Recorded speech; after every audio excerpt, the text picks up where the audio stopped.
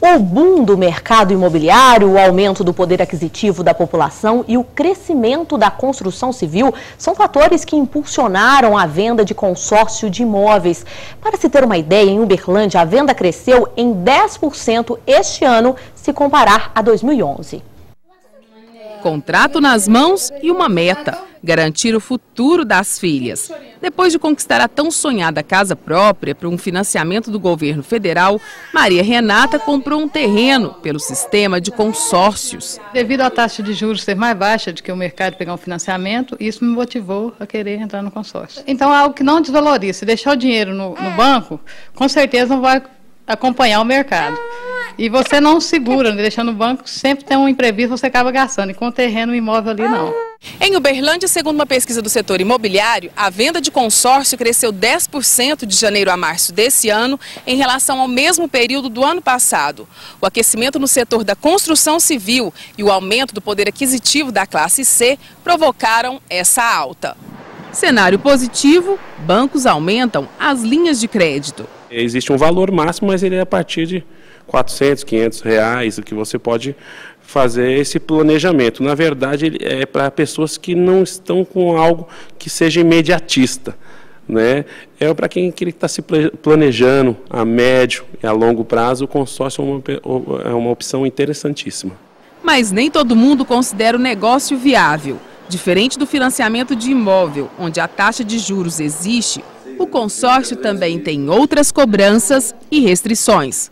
Hoje o consórcio ele não tem taxa de juros, ele tem taxa de administração. Então, se a gente falar em custo financeiro, ele é bem mais barato que um financiamento. E a pessoa precisa se planejar para adquirir um imóvel futuramente, porque ele não vai ter aquele dinheiro de imediato, a não ser que tenha o dinheiro para dar um lance e contemplar a carta de crédito.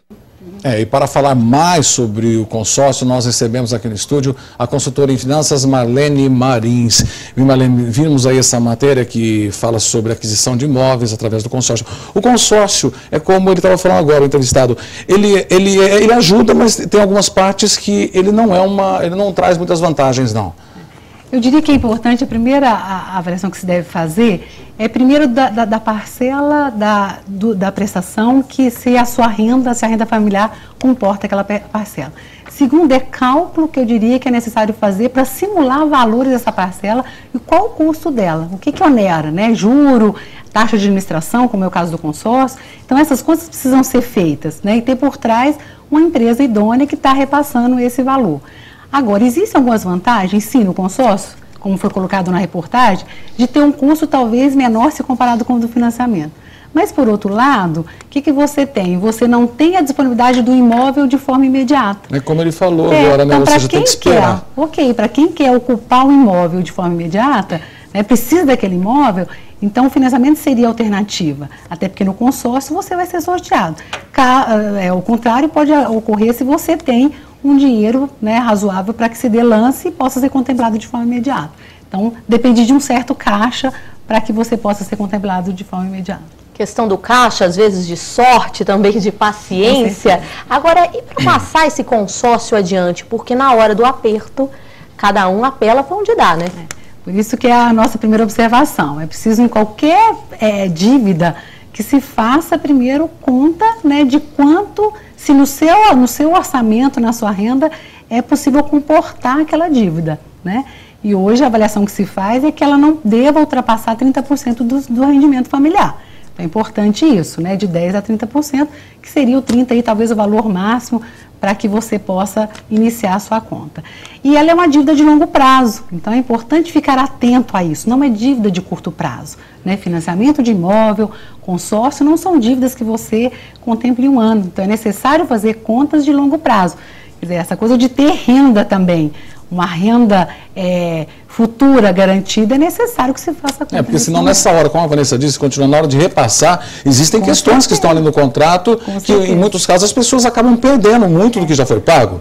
E mais do que isso, né, você não tem comportamento. Você faz um contrato hoje, quer dizer, dependendo do que a economia se comporte no futuro, você pode ter dificuldade de repassar o seu, porque talvez o novo contrato seja, né, em condições melhores do que aquela que você contratou. Então, pode ser que o seu repasse não seja tão fácil. Para quem tem um pouco de paciência ou é bastante metódico, então a indicação, no caso dessa espera para ter esse bem, para adquirir esse bem, o ideal então seria guardar o dinheiro mesmo, talvez fazer uma poupança e não optar pelo consórcio ou não?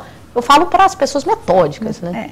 Eu diria que hoje depende, né? Eu acho que a família tem que avaliar as suas condições. Primeiro, se você é dependente do aluguel. Né? Se você depende do aluguel, né, é preciso fazer essa conta. Até que ponto que compensa, né? Que compensa eu continuar pagando esse aluguel ou pagar a prestação do meu imóvel, que muitas vezes ela pode ser compatível com o valor da sua, eu diria, do seu aluguel. Então, claro que a opção do consórcio ela é muito interessante, do consórcio e do financiamento é muito interessante. Só para a gente finalizar rapidamente, professora, a questão de muitas pessoas adquirem um consórcio pensando assim, que tem algumas restrições e não podem fazer financiamento e pegam um consórcio. No final do consórcio, a pessoa também não pode ter restrições para adquirir o bem? Com certeza, você precisa fazer... Ou seja, não é aquela coisa, aquele fator que dizem que não pode ter restrições, na verdade não pode mesmo. Não pode, né? Quer dizer, você precisa ter o que eles chamam de nome limpo, né? Você precisa ter, até para ter uma certa garantia que você vai cumprir aquele compromisso da dívida. Professora Marlene, muito obrigada pela participação aqui no MGTV Primeira Edição. Obrigado, professor.